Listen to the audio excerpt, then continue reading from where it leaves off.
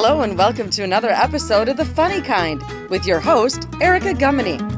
Get ready for some laughs and inspiration as Erica takes us on a journey to find the kindness and light in everyday places. And now, without further ado, here's your host, Erica Gummany. Hi, everybody. This is Erica with The Funny Kind. Thank you for being here for another episode. Today, I want to talk about being grateful. It is March, it is spring, getting excited about the warm-up weather, really grateful for our seasons here in Wisconsin, but really love spring and excited to see the flowers coming up and all that spring brings. In addition to that, in March, it is also Awareness Month for Multiple Sclerosis. And last week specifically was MS Awareness Week. And here in Milwaukee, we had a lot of different things going on. We had a fundraiser up at Blue at the Pfister Hotel, the Big Hair fundraiser, and it was a good time by many. But two of us that were bartenders, so this is a fundraiser that you have like celebrity bartenders come, and of course they have professionals at the Pfister that are helping. But it's really meant to just be a good time and give people some cocktails and have a good fundraiser. So it was with four of us, Katrina Cravey, Matt Pizarras, Betsy Hufford, and myself. And unfortunately, Betsy and I couldn't be there for unforeseen circumstances. And I was so bummed because we worked really hard on this fundraiser. We had a lot of extra things going on, including we had the Hone Bridge lit up orange. Thank you so much, Erica, for your help on that. She'll be on an episode soon telling us all about how that all started and how great the Hone is on supporting the community and doing lots of fun things. Anyway, so that was cool. And we had the US Bank building up, lit up orange, and a couple other buildings like the Pfizer Forum. And it just was so cool. And unfortunately, I couldn't see it. I was sick and I didn't want to go and get anybody sick. So I stayed home and I was bummed. But I thought a lot about the people who live with multiple sclerosis. And for those of you that don't know, this is a picture of my mom at her graduation picture. And my mom lived with MS for a long, long time, for as long as I could remember. When I was like 3 years old, she got diagnosed. And so I think about the plans that this woman had, right? At graduation, her life was ahead of her. She had all kinds of great plans and great fun things planned. And then came the struggle that comes with getting diagnosed with a disease like multiple sclerosis. And she went to the doctors. She was having issues with balance and just with her senses and neuropathy and all kinds of different issues. And as is the case with many people with MS, she was misdiagnosed and said it was all in her mind. And it took a while for her to get a final diagnosis of multiple sclerosis. And so as sad as I was not to go to the event and disappointed, I also just really think about people who live with a chronic disease like MS and how so often plans don't go or plans don't happen. Things don't go according to plan. And I just want to share with you the work that the MS Society does. I'll share a link and all of the things that, if you know somebody living with MS or you're living with MS, a lot of people don't know all the things that the MS Society can do to help. There's a nurse navigator line that people can call, get support. They have people that can help with health insurance issues, which is a big problem with the prescription drugs and different things like that.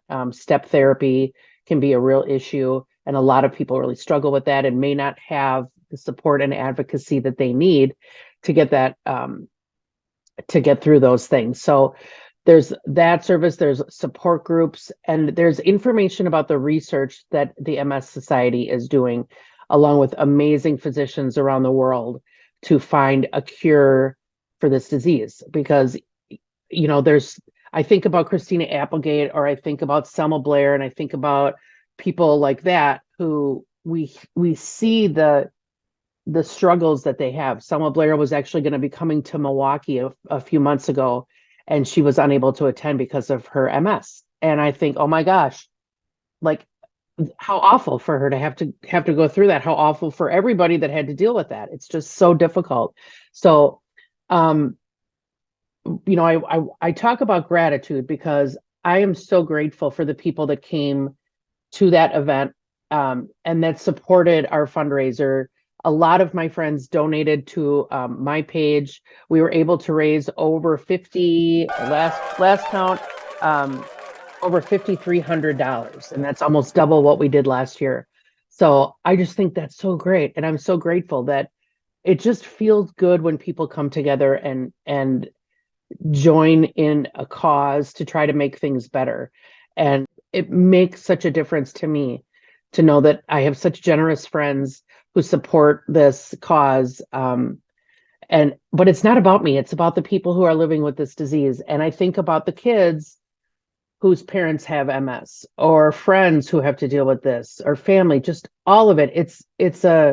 It's such a difficult thing to go through. It is an understatement. But there are amazing people who are so grateful for the life that they have and are living their best life even with MS. And that's an inspiration to me.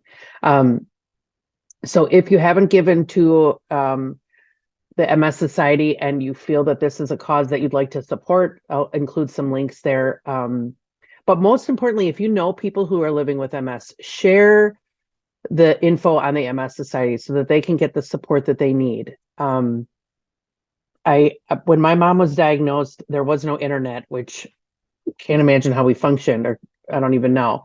But there was, chapter meetings and things like that. But there was no way that you could get the kind of resource and support that you can now with technology. So, but still, a lot of people are still struggling with that misdiagnosis. A lot of people may be living in more rural areas. They don't have access to the top-notch neurologist, or a lot of people may not even see a neurologist, and they may just see their primary care physician. So there's just a lot of really great resources that the MS Society offers. So I want to share some fun pictures, and I want to thank everybody that supported us. I want to thank the FISTer, and they're so generous. The Marcus Corporation is such an amazing organization in our community that supports a lot of things. I'm grateful for all of you who step up and take time out of your busy lives to make a difference.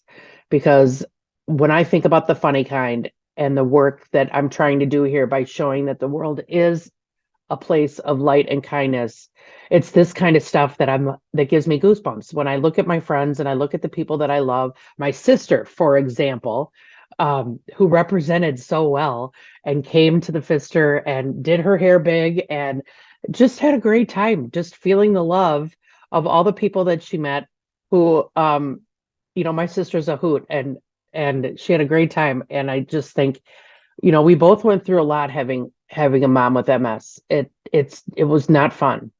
It was really difficult. And doing something like this brings us closer together, and it gives a crappy situation some purpose to maybe make a bad situation, make something good come out of it. One last thing before I leave you is on May 7th here in Milwaukee at the Summerfest grounds is the annual MS Walk. And it's always a good time, super fun. And our team is called Sassy Striders in honor of our mom. And my sister and I will be there. Our hair will be big, and it'll be a good time. So I'll include the link below about joining the team. It doesn't cost you anything to join, but we ask that you fundraise, so you can share the link with your network and have people give money, so that we can work together to find a cure for multiple sclerosis. So I hope to see you on May 7th. I hope that my hair will be bigger, maybe even than it was when I did it at home for the fundraiser, which, nobody got to see it in person. And I feel like that's sad. That's sad that people didn't get to see it. I even bought Aquanet, and I bought Aquanet on Amazon for a much higher price than I would have purchased it back in the 80s. So inflation is real, guys. It's a real thing. So anyways, I'm grateful for all of you who are doing everything you can to bring kindness and light into your world, make a difference with the causes that matter to you. You're all so generous, and I'm grateful to be on this planet with you. And I know that together we can make the world a kinder, happier place. And I thank you for watching another episode of The Funny Kind, powered by Pivotal Point. See you soon. Thank you for joining us on this episode of The Funny Kind with your host, Erica Gummany.